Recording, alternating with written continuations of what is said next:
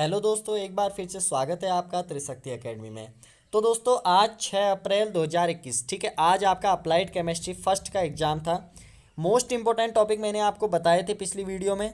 तो 90% जो क्वेश्चन है, पेपर जो मैंने एनालाइज किया उसके बाद मुझे पता चला कि 90% जो आपके क्वेश्चन है वो उस वीडियो से ही बने हुए हैं। जो जो टॉपिक मैंने आपको बताए थे उससे 90% लगभग आपका पेपर बना है। एक दो क्वेश्चन है जो कि अलग से बने हुए हैं, ठीक है, जो क्वेश्चन मैंने उस पर नहीं बताए थे और वो आपके सिलेबस पे भी उतना नहीं दिख रहा था, तो सिलेबस से भी बाहर आपको लग रहा है। ठीक है, तो क्वेश्चन वो भी टफ नहीं है, नॉर्मल है। बहुत ही इजी पेपर बना हुआ है अप्लाइड केमिस्ट्री फर्स्ट का। ठीक है, तो एनालिसिस मैं अभी इस पेपर का एनालिसिस मैंने किया है। ठीक है, तो उसमें किस क्वेश्चन का क्या आंसर है वो क्वेश्चन आंसर मैं आपको इस वीडियो में बताने वाला हूँ। ठीक है, बाकी आप आई होप कि आप सबका जो एग्ज़ाम है वो काफ़ी अच्छा गया होगा। आज जिसने जो जो टॉपिक मैंने बताए थे वो टॉपिक पढ़ रखे हैं, तो वही टॉपिक आपके इसमें आए हुए हैं। ठीक है, तो ये इस वीडियो पे हम डिस्कस करने वाले हैं अप्लाइड केमिस्ट्री फर्स्ट का क्वेश्चन पेपर एनालिसिस। ठीक है, देखना है तुम्हें कि कौन कौन से आंसर सही है, कितना क्या है। ठीक है, चलिए, तो अप्लाइड केमिस्ट्री फर्स्ट का ये एग्ज़ाम आज हुआ है, तो 6 अप्रैल को, तो उसको एनालिसिस अब हम कर रहे हैं। ठीक है, चलिए तो दोस्तों स्टार्ट करते हैं वीडियो को। देखिए, यह है आपका पेपर। ठीक है, पेपर कोड 991004। ठीक है, अप्लाइड केमिस्ट्री फर्स्ट। सभी ब्रांचेज के जो स्टूडेंट हैं, चाहे वो मैकेनिकल हो, ऑटोमोबाइल हो, इलेक्ट्रॉनिक्स हो, इलेक्ट्रिकल हो, ठीक है, सिविल हो, किसी भी हर एक ब्रांच के लिए आपको पता है कि अप्लाइड केमिस्ट्री है। ये जो फर्स्ट सेमेस्टर और सेकंड सेमेस्टर के एग्ज़ाम होते हैं, ये सब्जेक्ट कॉमन होते हैं। ठीक है, चलिए, तो आगे हम देखते हैं सेक्शन ए में। ठीक है, सेक्शन ए के क्वेश्चन को हम डिस्कस करते हैं। पहला क्वेश्चन आपका देखिए इलेक्ट्रॉनिक कॉन्फ़िगरेशन से आ गया है। इलेक्ट्रॉनिक कॉन्फ़िगरेशन मैंने आपको बताया था, आप पढ़ लेना करके। ठीक है, तो इलेक्ट्रॉनिक कॉन्फ़िगरेशन इसका आप लिख लीजिएगा।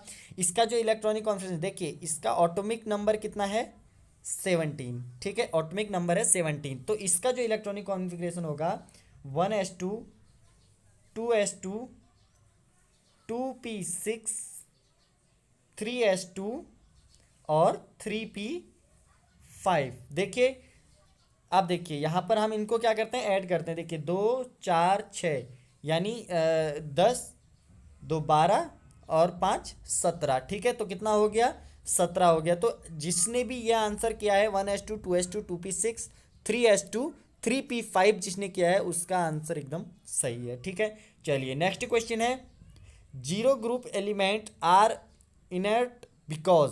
ठीक है, इनर्ट मतलब अक्रिय। जीरो जो शून्य ग्रुप के जो तत्व होते हैं अक्रिय होते हैं, क्यों? देखिए, शून्य ग्रुप कौन सा होता है, जो ग्रुप 18वां जो ग्रुप होता है उसको हम कहते हैं शून्य ग्रुप, यानी 18वां जो स्तंभ हमारा होता है कॉलम, उसको हम शून्य ग्रुप कहते हैं। क्यों कहते हैं?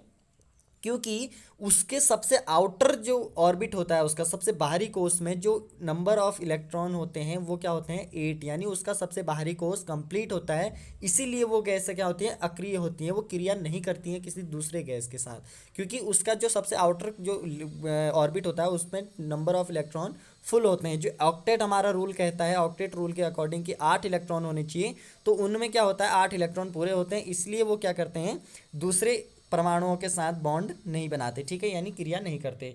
नेक्स्ट क्वेश्चन है, the bond present in NaCl is ionic bond, covalent bond, coordinate bond या हाइड्रोजन बॉन्ड। देखिए, हाइड्रोजन बॉन्ड तो होगा नहीं, क्योंकि हाइड्रोजन का इसमें मॉलिक्यूल ही नहीं है। कोवेलेंट बॉन्ड भी नहीं, कोऑर्डिनेट बॉन्ड भी नहीं। जो आयनिक बॉन्ड है वो इसका सही आंसर है। ठीक है, जो ऑप्शन ए जिसने किया है उसका सही है, क्योंकि NaCl देखिए, Na पॉजिटिव होता है, Cl नेगेटिव होता है। ठीक है, ये एक धनायन है, ये ऋणायन है, तो दोनों धनायन और ऋणायन मिलके क्या बनाते हैं, NaCl, यानी आयनिक बॉन्ड इसमें होता है। ठीक है, there are horizontal row and vertical column in long form of periodic table. मैंने आपको बताया था पीरियोडिक टेबल पढ़ के जाना है, माइंड लिफ की भी, और जो मॉडर्न टाइप है वो भी पढ़ के जानी थी। ठीक है, तो जो लॉन्ग टाइप है वो इसको हम दीर्घ आवर्त जो कहते हैं, दीर्घाकार आवर्त सारणी। इसमें कितना होता है, नंबर ऑफ कॉलम कितने होते हैं, नंबर ऑफ कॉलम होते हैं इसमें कितने, 18 कॉलम जो होते हैं वो होते हैं 18, और जो रो होती हैं वो 7 होती हैं। ठीक है, ये आपने किया होगा। नेक्स्ट क्वेश्चन है 5 क्वेश्चन, पांचवा है हमारा, जल की अस्थायी कठोरता को उबालकर दूर कर सकते हैं देखिए परमानेंट हार्डनेस और टेम्परेरी हार्डनेस दो होती हैं। टेम्परेरी हार्डनेस को हम बॉइलिंग के थ्रू रिमूव कर सकते हैं, यानी ये क्या है, ट्रू है। ठीक है, ये क्या है, ट्रू है। Question number 5। Six question ppm मैं आपको इतनी बार बता चुका हूँ, मैंने कहा था आपको पार्ट पर मिलियन, इसकी फुल फॉर्म क्या होती है, पार्ट पर मिलियन। ठीक है, अब नेक्स्ट क्वेश्चन हमारा है इक्विवेलेंट वेट ऑफ H2SO4। ठीक है, H2SO4 का इक्विवेलेंट वेट पूछ रहा है। देखिए इक्विवेलेंट वेट का फॉर्मूला मैंने आपको बताया था, क्या होता है, मॉलिक्यूलर वेट अपॉन उसकी बेसिसिटी। एसिड है तो उसकी बेसिसिटी। मैंने आपको इतनी बार कहा था इक्विवेलेंट वेट को आप पढ़ लेना। आई होप कि आपने किया होगा। इक्विवेलेंट वेट जिसमें इसका जो आंसर आ रहा है वो आ रहा है, देखिए मॉलिक्यूलर वेट कितना होता है H2SO4 का, 98.078। ठीक है, ये मॉलिक्यूलर वेट होता है, अपॉन इसकी बेसिसिटी होती है 2। ठीक है, तो 98.7075 अपॉन 2 इक्वल्स टू कितना हो जाता है, 49.039। जिसका ये आंसर आया है उसका आंसर सही है। नंबर 8वां देखिए, मेथिल ऑरेंज को सूचक के रूप में प्रयोग किया जाता है। ठीक है, मेथिल ऑरेंज। ठीक है, तो मेथिल ऑरेंज क्या होता है, एक सूचक के रूप में प्रयोग होता है। ठीक है, ये क्या है, ट्रू है। इसका जो कलर चेंज, देखिए मेथिल ऑरेंज क्या करता है, अपना कलर क्या कर देता है, चेंज कर देता है। ठीक है, तो यह एक सूचक के फॉर्म में यूज होता है। चलिए अब हमारा जो नेक्स्ट क्वेश्चन है, देखिए नवा जो हमारा क्वेश्चन है, नाइन्थ क्वेश्चन। ठीक है, जो कैटालाइटिक्स होते हैं, प्रमोटर, ये जो उत्प्रेरक वर्धक इनको कहते हैं हम। ठीक है, increase the rate of reaction, decrease the rate of reaction, does not effect the rate of reaction, या डिस्ट्रॉय द कैटालाइटिक्स। देखिए जो उत्प्रेरक वर्धक होते हैं वो क्या करते हैं, उत्प्रेरक की क्षमता को बढ़ाते हैं। ठीक है, उत्प्रेरक की क्षमता को बढ़ाते हैं, तो इसका मतलब उत्प्रेरक जो कैटेलाइट्स होते हैं, ठीक है, जो कैटेलाइट्स होते हैं हमारे पास, वो क्या करते हैं, रिएक्शन की जो रिएक्शन की स्पीड होती है उसको क्या करते हैं, बढ़ाते हैं। तो उत्प्रेरक वर्धक अगर उत्प्रेरक की क्षमता को बढ़ाते हैं तो सब जनरल सी बात है कि ऑप्शन ए सही, यानी उत्प्रेरक की गति को, सॉरी अभिक्रिया की गति को बढ़ा देते हैं। ठीक है, नेक्स्ट क्वेश्चन है 10th हमारा, गैस, देखिए gas is responsible for acid rain. अम्लीय वर्षा के लिए कौन सी गैस जिम्मेवार है। ठीक है, ये पूछ रहा है। ठीक है, तो कौन सी गैस पूछ रहा है कि कौन सी गैस जो है रिस्पॉन्सिबल होती है एसिड रेन के लिए। देखो इस पे कितने आंसर बन सकते हैं, देखिए SO2, ये भी रिस्पॉन्सिबल होता है, सल्फर डाइऑक्साइड, NO2 वो भी रिस्पॉन्सिबल होती है, नाइट्रोजन डाइऑक्साइड। तो इस पे SO2 NO2 ये जो आंसर जिसने लिखे हैं वो उनके सही है। ठीक है, स्टेट मॉडर्न पीरियोडिक लॉ। ठीक है, स्टेट मॉडर्न पीरियोडिक लॉ क्या कहता है, देखिए ये लिखने को आएगा, आधुनिक आवर्तन नियम क्या है। मैंने आपको बताया था कि मॉडर्न पीरियोडिक टेबल को आप पढ़ के जाना, उससे रिलेटेड जो भी टॉपिक है, जिसने भी पढ़ा होगा उसने ये क्वेश्चन किया होगा। ठीक है, physical and chemical properties of autumn, यानी सॉरी जो एलिमेंट्स हैं। ठीक है, physical and chemical properties of elements, periodic factor of the atomic number. ठीक है, जो एलिमेंट्स का जो फिजिकल एंड केमिकल प्रॉपर्टीज़ होती है वो उसका जो एटॉमिक नंबर होता है उसका क्या होती है, आवर्त होती है, यानी एटॉमिक नंबर पे डिपेंड करती है उसकी फिजिकल एंड केमिकल प्रॉपर्टीज़। ठीक है, ये है स्टेट मॉडर्न पीरियोडिक लॉ। ठीक है, 1 Faraday equals to how many coulomb. एक फैराडे में कितने गुलाम होते हैं। देखिए ये क्वेश्चन कई बार पूछा गया है, मैंने फिर भी आपको बताया था कि इसको आप पढ़ लेना करके। ठीक है, तो एक फैराडे में कितने गुलाम चार्ज होता है, ये पूछने को आया है। 96.96 × 500। देखिए मैं बताता हूँ आपको कितना होता है, 96 and 500। ठीक है, यानी 96,500 गुलाम जो चार्ज होता है किस पे, एक फैराडे पे। ठीक है, चलिए यहाँ पर हमारा क्या है, सेक्शन ए कंप्लीट हो जाता है। अब हम डिस्कस करते हैं किस पे, सेक्शन बी पे। सेक्शन बी पे देखिए आप बाहु सिद्धांत, मैंने आपको बताया था कि आप बाहु सिद्धांत पढ़ लेना। ठीक है, आप बाहु सिद्धांत आपने किया होगा। उत्प्रेरक क्या होते हैं उसका वर्गीकरण संक्षिप्त में लिखिए, ये आपको पूछा गया। देखिए कैटालाइटिक्स, ये मैंने आपको नहीं बताया था कैटालाइटिक्स पढ़ने के लिए, लेकिन ये एक जनरल टॉपिक है, इसको अगर आपने खुद से अगर पढ़ा होगा एक बार भी तो आप 100% वहाँ पर करके आए होंगे। ठीक है, मोलरता को लेके देखिए क्वेश्चन आ गया है। 15th क्वेश्चन क्या है, मोलरता क्या है को से आप क्या समझते हैं, और इसका एक न्यूमेरिकल दे रखा है, देख लीजिए। न्यूमेरिकल इसका देखो सिंपल से न्यूमेरिकल है, ये आपने देखा होंगे, मैंने आपको कहा था कि न्यूमेरिकल इस पे जो आएगा मोलरता पे, अगर न्यूमेरिकल आएगा तो फार्मूला बेस्ड आएगा। देखिए जनरल फार्मूले पे इसका आया है, क्या होती है मोलरता? मोलरता होती है विलेयी पदार्थों का उस मोलों की संख्या गुणा 1000/लीटर आयतन ml में, ठीक है। क्या होता है?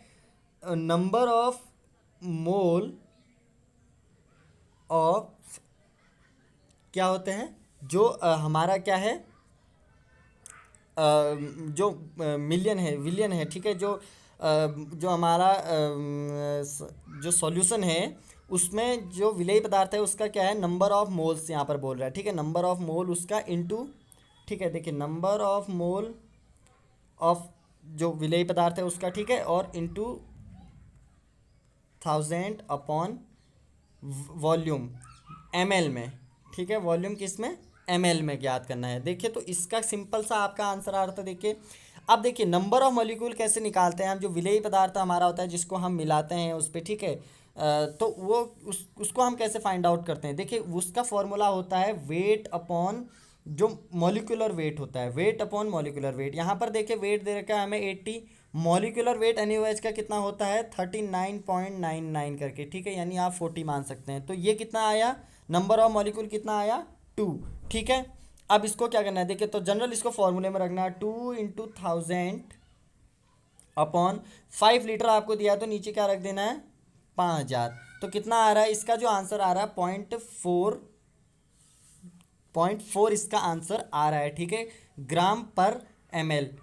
तो कितना आया देखिए, ये आया इसकी मोलरता 0.4 जिसका आंसर आया उसका आंसर सही है। मोलरता क्या आपने लिख ही लिया होगा, ठीक है।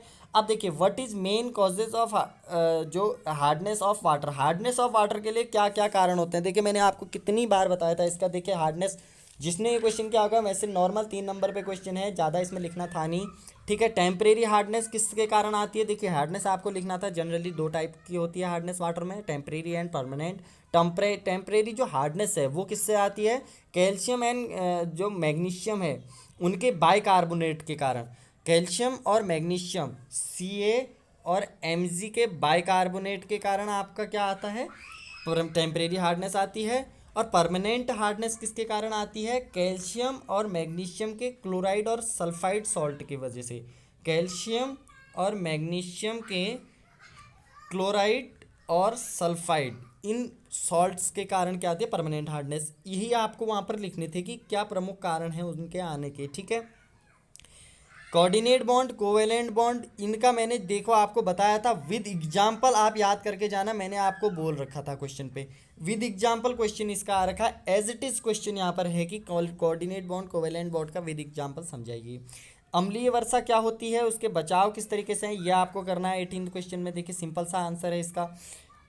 एक यहाँ पर देखिए जो इलेक्ट्रॉन एफिनिटी तो मैंने आपको बोल रखा था, ठीक है, इलेक्ट्रॉन एफिनिटी बोल रखा था, पर जो इलेक्ट्रॉन ग्रेटिविटी है वो मैंने आपको नहीं बताया था, यानी जो इलेक्ट्रॉन नेगेटिविटी, ठीक है, इलेक्ट्रॉन नेगेटिविटी जो है आपकी, वो मैंने आपको नहीं बताया था कि ये आप पढ़ के जाना, पर ये सिंपल सा था, ये आपने आई होप कि देखा होगा क्वेश्चन, ठीक है। इलेक्ट्रॉन नेगेटिविटी और इलेक्ट्रॉन एफिनिटी तो मैंने आपको बताया था कि क्या होती है और किस तरीके से ये आएगा करके मैंने बताया था, ठीक है।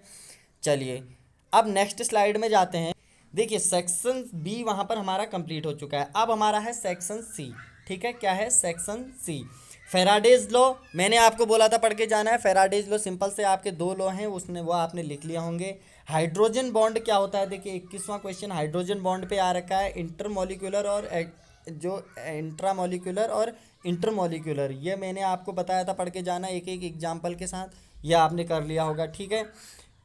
विलेयता गुणनफल को परिभाषित कीजिए, ये मैंने आपको नहीं बताया था। जो सॉल्युबिलिटी प्रोडक्ट है वो मैंने आपको नहीं बताया था, ठीक है। ये क्वेश्चन आपका एक बाहर से बना है, जो सॉल्युबिलिटी और प्रोडक्ट और इसके जो एप्लीकेशंस हैं ये आपका थोड़ा बाहर से बना है, ठीक है। आई होप कि ये भी आपने किया होगा, या फिर इतना तो ऑप्शन में भी आपके क्वेश्चन रहते हैं, ठीक है। ईटीटीए मेथड क्या होता है? ये मैंने आपको बोला था कि कैलकुलेशन नहीं आती है और आई भी नहीं है। यहाँ पर आपको जनरल इसका एम, प्रिंसिपल, फार्मूला यही लिखना था जो मैंने आपको बताया था, ठीक है। तो वो आपने आई होप किया होगा, ईटीटीए मेथड क्या है करके, ठीक है। इसकी full form, formula, principle, working principle और इसका इतना जिसने लिखा है तो उसके भी फुल मार्क्स इसमें आएंगे ही, ठीक है, जितना आपने किया है। 24th क्वेश्चन देखिए, 24th क्वेश्चन में मैंने आपको हार्डनेस पढ़ने के तो कहा ही था, ठीक है। डिग्री फ्रेंच इसमें आपको बतानी है टेम्परेरी, परमानेंट, टेम्परेरी और टोटल हार्डनेस आपको बतानी है। इसको दोस्तों ये एज इट इज़ क्वेश्चन आपकी बुक में है। जिसने अगर हार्डनेस के साथ थोड़ा डीप इसको पढ़ा होगा तो वो इस क्वेश्चन को आराम से सॉल्व करके आया होगा। जनरली आपको उसमें क्या करना था, जो जो आपका कैलकुलेशन है, नॉर्मल कैलकुलेशन आपको करनी थी, टेम्परेरी हार्डनेस निकालनी थी, परमानेंट निकालनी थी और टोटल हार्डनेस उसकी निकल जाती है, ठीक है। तो इस तरीके से आपको निकालना था, जनरल आपका फॉर्मूला उस पर था, ठीक है। तो इसको क्या है, देखिए इस पे जो मैंने आपको बताया था कि CaCO3 होता है, ठीक है। CaCO3 को हम डिग्री ऑफ हार्डनेस कहते हैं, तो इसके इक्विवेलेंट करते हैं। क्यों? क्योंकि इसका जो वेट होता है, ठीक है, इसका जो वेट होता है CaCO3 का, वो क्या होता है 100।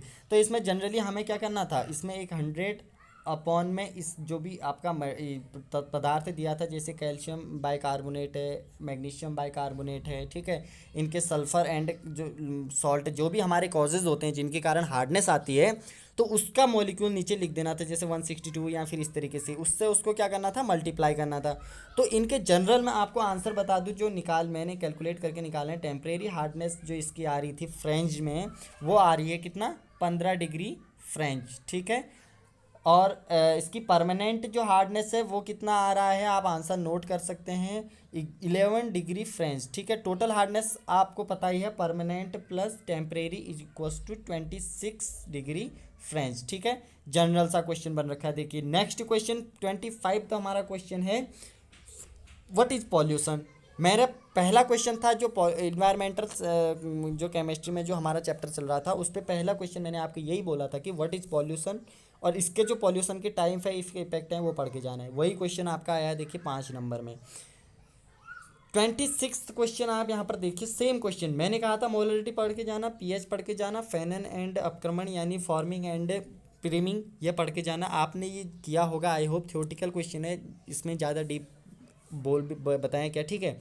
तो ये जनरल आपके क्वेश्चन है। तो आई होप आपने अपने क्वेश्चन जो होंगे मैच किए होंगे, और जहाँ तक मुझे भरोसा है, जिसने वो वीडियो देखी या फिर जिसने थोड़ी भी मेहनत, अगर वीडियो चैनल यूट्यूब से नहीं भी किया, घर में भी जिसने थोड़ा सा मेहनत किया, उसका भी आज पेपर काफ़ी इजी गया होगा, क्योंकि इससे इजी पेपर नहीं बन सकता है कभी भी, ठीक है। ऑप्शन में आपके एक दो क्वेश्चन अगर अलग थे तो वो ऑप्शन में आपके पास होते हैं, ठीक है। तो जहाँ तक है पूरा सिंपल क्वेश्चन पेपर यहाँ पर बना है। तो दोस्तों केमिस्ट्री की फर्स्ट सेमेस्टर की झंझट तो आपसे गई। सेकेंड सेमेस्टर में ऑर्गेनिक केमिस्ट्री है, वो और इंटरेस्टेड टॉपिक है उसमें, ठीक है। तो उसको डिस्कस करेंगे आगे। मिलते हैं आप नेक्स्ट सेमेस्टर के जो टॉपिक्स में, नए नए टॉपिक्स पे, ठीक है। तो आई होप आपका जो आप कल को जो आपका एग्जाम है इंजीनियरिंग ड्राइंग का, ठीक है, तो उसकी वीडियो पढ़ चुके हैं, ठीक है। उसकी वीडियो तो हम आपको दे चुके हैं, उस वीडियो को आप देख लीजिएगा, इंपॉर्टेंट टॉपिक, ठीक है। देखिए इंजीनियरिंग ड्राइंग का जो एक सब्जेक्ट है उसका मैं आपको बताऊं, गिने चुने टॉपिक होते हैं जो आते हैं, उनको आप प्रैक्टिस कर लीजिएगा। बाकी अभी तक का हमारा एनालिसिस हर पेपर में, मैथ्स हो, फिजिक्स हो, केमिस्ट्री हो, या फिर आपके जितने भी एग्जाम हुए हैं उन पे जो हमारा एनालिसिस है, वो एकदम 80 to 90% हमारा एक्यूरेट उस पर बैठा हुआ है वो, ठीक है। और आगे आप उसको प्रैक्टिस कीजिएगा। इंजीनियरिंग ड्राइंग को कल को आपका जो एग्ज़ाम है 7 अप्रैल को, उसकी आप तैयारी कीजिएगा, ठीक है। तो मिलते हैं दोस्तों नेक्स्ट वीडियो में, तब तक के लिए थैंक्स फॉर वॉचिंग, और अपनी तैयारी को अच्छे तरीके से अच्छे लेवल तक ले जाइए, ठीक है। Thanks for watching.